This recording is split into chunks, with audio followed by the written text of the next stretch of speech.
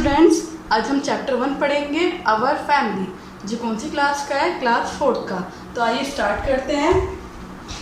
आप अपनी बुक खोल लीजिए, पेज नंबर 5। तो लेट स्टार्ट। आवर फैमिली यानी कि हमारा परिवार। परिवार में कौन कौन लोग होते हैं ये हम पढ़ते हैं। अवर पेरेंट्स हमारे माता पिता, ग्रैंड पेरेंट्स दादा दादी, सिबलिंग्स हमारे अपने भाई बहन, आंट चाची ताई, अंकल चाचा ताऊ एंड देयर चिल्ड्रन उनके बच्चे, जिन्हें हम क्या बोलते हैं? Cousins etcetera are members of हमार फैमिली। हमारे परिवार का क्या होते हैं? वो सदस्य। So family does not mean only the family members who live with us in our house. तो फैमिली का मतलब ये नहीं होता कि जो लोग किसके साथ रहते हैं, हमारे साथ रहते हैं हमारे घर में। All close relative and their family who do not live in our house but assemble on a special occasion are also our family member।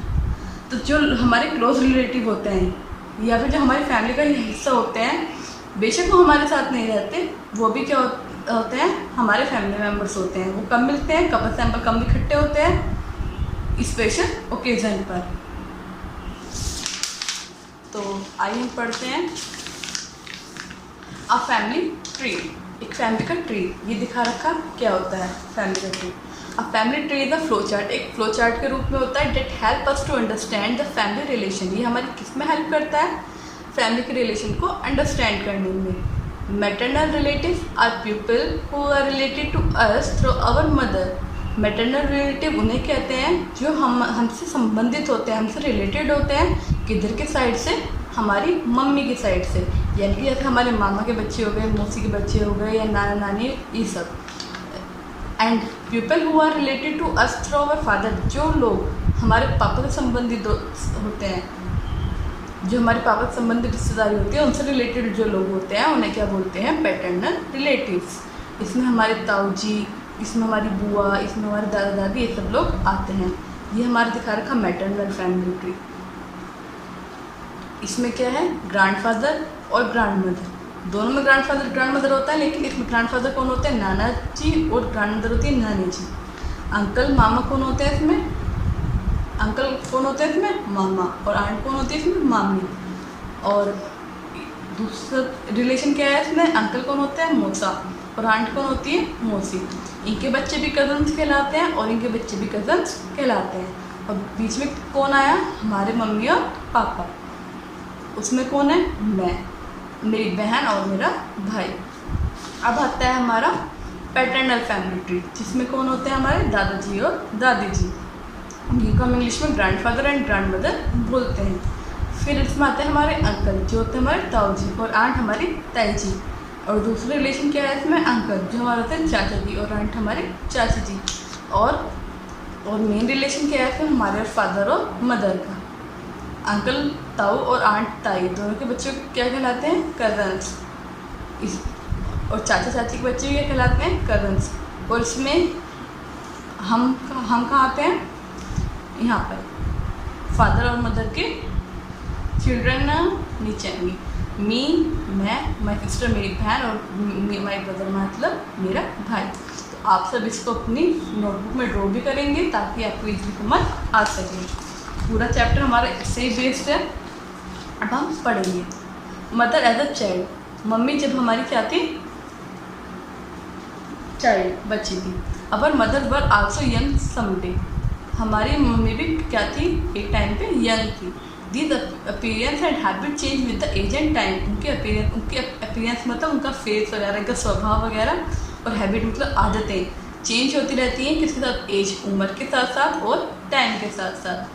As we grow older, जैसे हम धीरे धीरे बड़े होते हैं। अवर हाइट एंड लुक्स, हमारा जो height है और जो हमारा लुक्स है, जो हमारा चेहरा है, कीप चेंजिंग, कैसा होता रहता है? बदलता रहता है। The human life cycle begin with the birth of baby. जो ह्यूमन लाइफ साइकिल है वो किससे शुरू होता है? With the birth of baby, baby के जन्म से। देन अ स्मॉल बेबी, फिर क्या होता है? वह छोटा बच्चा होता है। ग्रोज इन अ चाइल्ड, फिर वो एक चाइल्ड के रूप में ग्रो उभरता है, बड़ा होता है। आफ्टर अ फ्यू ईयर थोड़े टाइम बाद a child become a young person, वो क्या बन जाता है कि यंग पर्सन बन जाता है, जिसको हम बोलते हैं एडोलसेंट्स यानी कि युवक। देन कम एन एडल्टहुड, फिर वो एक एडल्टहुड की एज में आ जाता है। And then the stage of old age, और फिर वो ओल्ड एज की उम्र में हो जाता है, जो बूढ़ियों की अवस्था होती है। ये दिखा रखा एक बेबी है, फिर वो क्या बना हमारे चाइल्ड, फिर एक वो एडोलसेंट बना, फिर एडल्टहुड बना, फिर देन एक ओल्ड एज में हो गया, एंड आफ्टर देन ये प्रोसेस ह्यूमन का चलता रहा। When your mother was a child, जब आपकी मम्मी एक चाइल्ड थी, बच्ची थी, she lived with her parents, वो अपने कहाँ रहती थी, पेरेंट्स के साथ रहती थी, अपनी सिस्टर अपनी बहनों के साथ, एंड अपने ब्रदर्स के साथ इन हर पेरेंट्स हाउस, और अपने पेरेंट्स के घर पर। शी स्टडीज देयर, वो वहीं उसने वहीं अपनी पढ़ाई करी। आफ्टर कंप्लीटिंग हर एजुकेशन, जब उसकी एजुकेशन कंप्लीट हो गई, she got married to your father, फिर उसकी किससे शादी हो गई, तुम्हारे पापा से।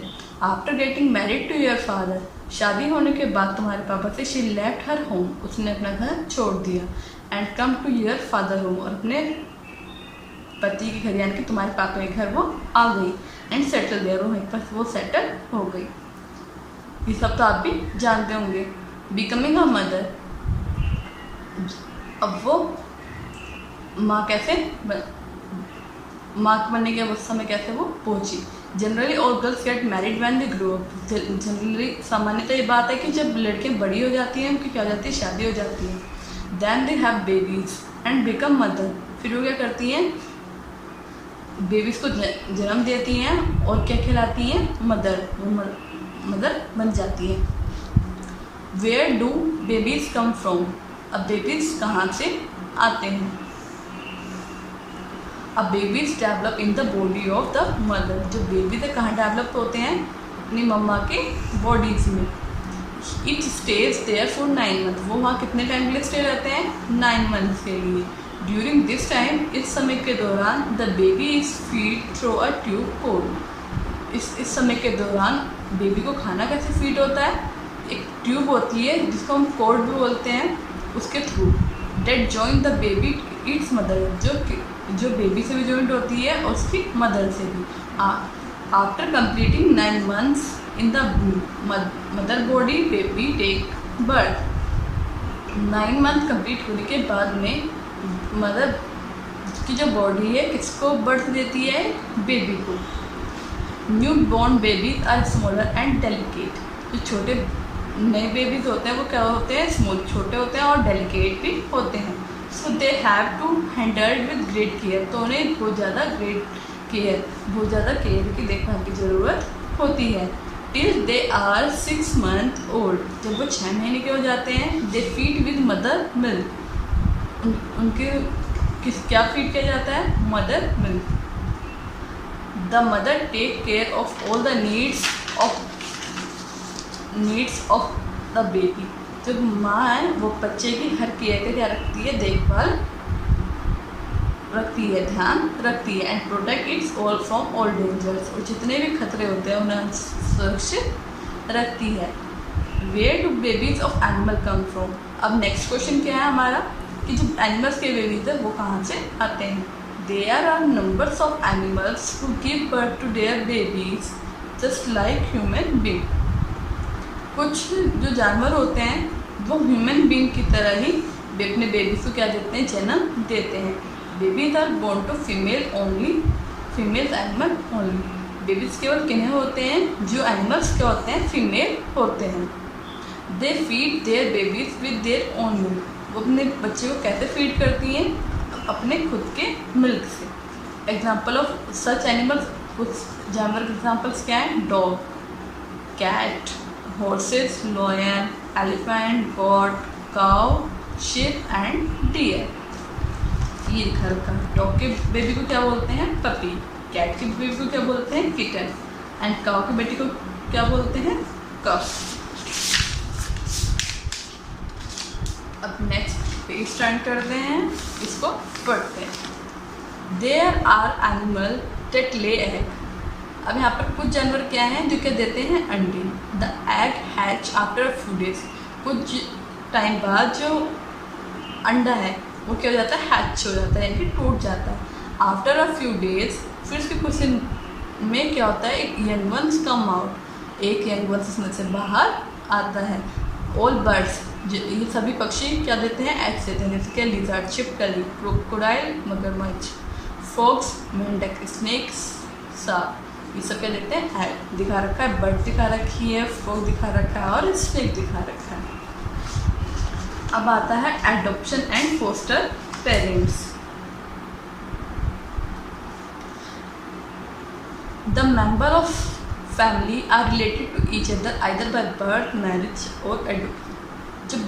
जो फैमिली के सदस्य होते हैं वो आपस में एक दूसरे से रिलेटेड होते हैं। कैसे, या तो जन्म के थ्रू उनका रिलेशन होता है, या मैरिज शादी के बाद उनका रिलेशन होता है, या एडॉप्शन। एडॉप्शन मतलब गोद लेने की जो प्रक्रिया होती है उसे एडॉप्शन कहते हैं, तो उनके थ्रू भी उनका रिलेशन होता है। एडॉप्शन इज द प्रोसेस, और एडॉप्शन क्या एक प्रोसेस है by which couple being legal parents of the child who has not born to them. Adoption एक ऐसी प्रक्रिया है जिसके द्वारा कोई भी कपल, कोई भी पेरेंट, कोई भी माता पिता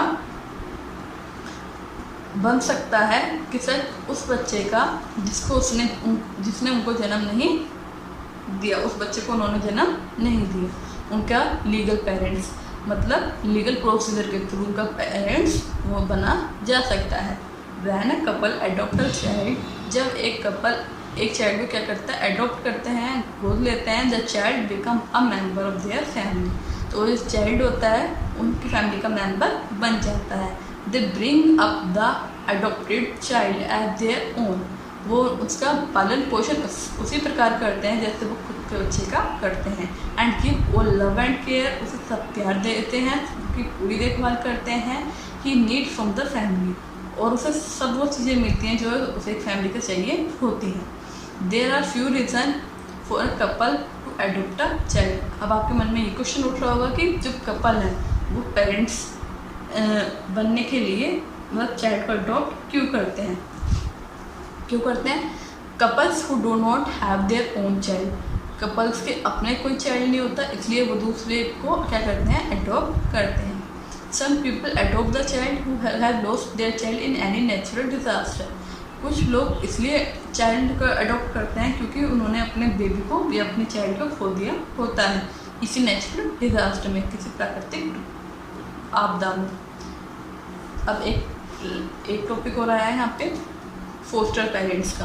parents of adopted child are called their foster parents. अब एडॉप्शन की प्रक्रिया होने के बाद वो पेरेंट्स कौन से पेरेंट्स कहलाते हैं, फोस्टर पेरेंट्स, यानी कि अडॉप्टेड चाइल्ड के जो पेरेंट्स हैं वो क्या कहलाएंगे, फोस्टर पेरेंट्स। इसी के साथ हमारा चैप्टर कंप्लीट हुआ। आपको ये अपनी नोटबुक में ट्री बनाना है, फैमिली ट्री, और इसका एक्सरसाइज वर्क मैंने आपको पहले ही करा दिया था, तो होप सो कि आपने अपनी कॉपी में भी कर लिया होगा। तो नेक्स्ट चैप्टर हम डिस्टेंस सिंग, ये हम नेक्स्ट वीडियो में पढ़ेंगे। तो thank you for listening me, take care, good bye.